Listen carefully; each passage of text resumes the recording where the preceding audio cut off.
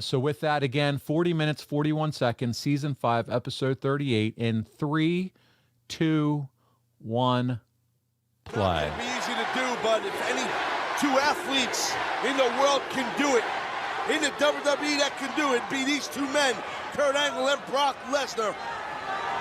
This series tied, a game apiece. The rubber match here tonight. This is big. This is big.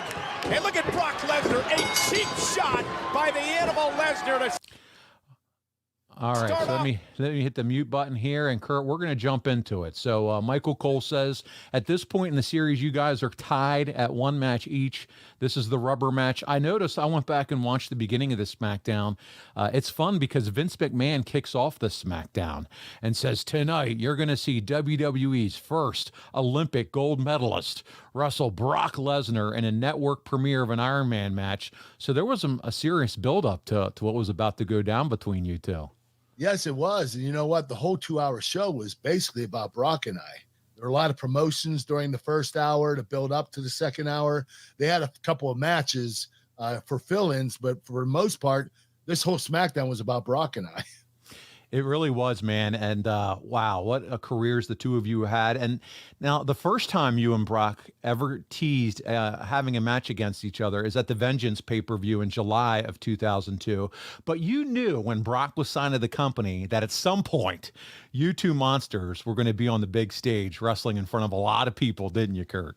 Oh, yeah. I knew Brock had a big future. I knew my future, my here and now to begin to start with. But yeah, Brock was really special. You could tell from the beginning that he was going to be a big star. So I was really excited about working with him. Kurt, do you remember the first time you ever met Brock face to face? Was it at a wrestling meet, something involving pro wrestling? What was that? You would think I would have met him at an amateur wrestling event or something like that. But the first time I met him was when he was already signed with WWE.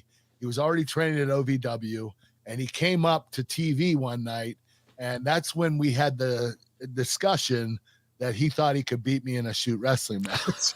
So that was my introduction to Brock Lesnar. When he told the Brooklyn Brawler that he would whip my ass because I was too small, I went up and said, "Oh, so you think you can whip my ass?